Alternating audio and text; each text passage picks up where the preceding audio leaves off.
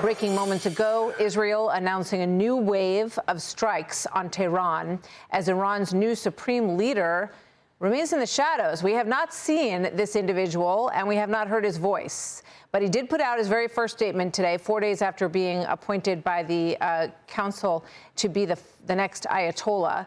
And he basically vows revenge on the United States, on Israel. He threatens to expand the war. It was quite a lengthy statement, said they were going to go to our vulnerabilities and that they were not giving up. So former Biden National Security Communications Advisor John Kirby will weigh in just moments. First, we'll go to Nate Foy on the scene in Tel Aviv. Hi, Nate.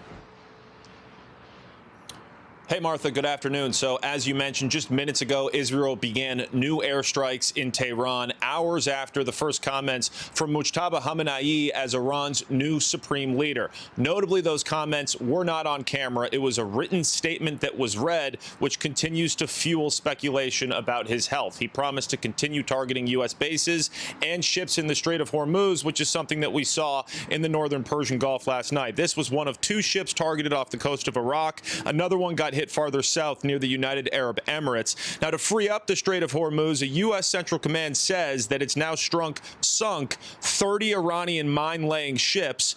Also in his comments today, Mojtaba Khamenei claimed that Iran has not targeted its neighbors, writing, quote, "Without committing any aggression against those neighboring countries, we have only targeted those enemy bases. From now on, we will have no choice but to continue doing so." But Martha, new video blatantly contradicts that. Take a look. Bahrain says that Iran targeted one of its fuel tanks today as the U.S. and Israel continue wide-scale airstrikes. The U.S. says it's now hit 6,000 targets in Iran.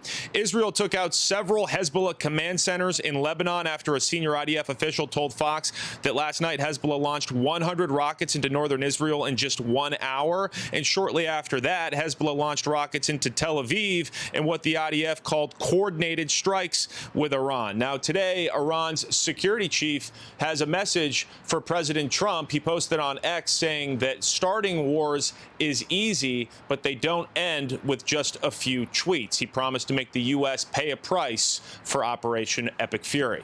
We'll send it back to you, Martha. All right. Thank you very much. Click here to subscribe to the Fox News YouTube page to catch our hottest interviews and most compelling analysis. You won't get it anywhere else.